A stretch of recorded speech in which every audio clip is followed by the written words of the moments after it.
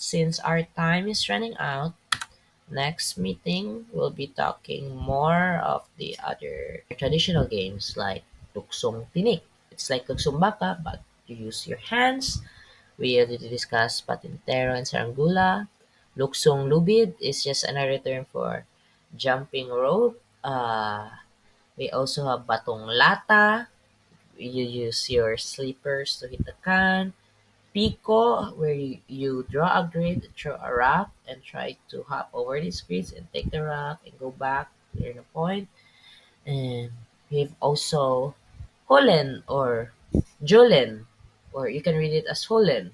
And if you try to pronounce it in basically Holen are you use marbles to this, and the reason why it's called Holen because you need to put the marble in a hole in.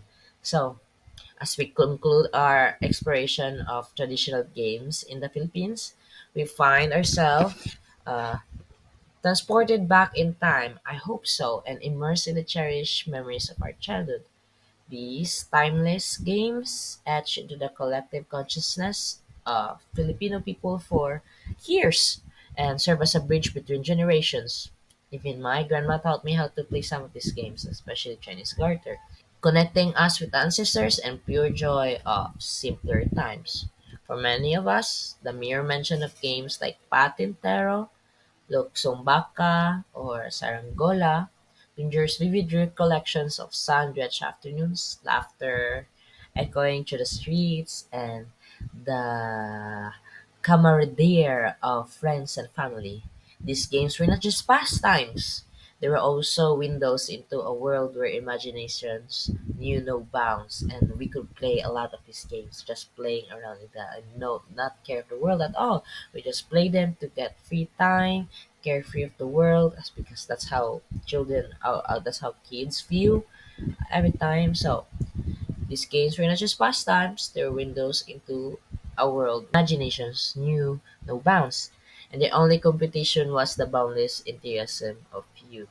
So maybe some of us stopped playing these games because we were growing up, but it doesn't mean we grown up. Doesn't mean we can't play these games. This is a physical activity game. So we're going to discuss more of this next meeting. So basically, this is not a bid farewell to this nostalgic journey. We'll be discussing more about these traditional games or Larong Pinoy. And after discussion, I'm gonna group everyone into five and let them choose a Larong Pinoy of their choice. So if everyone is interested in the images, I provided links of the images I use. I'm gonna send this to your soul or messenger or to the group chat, and you can just copy paste these links if you want to check the images that I use.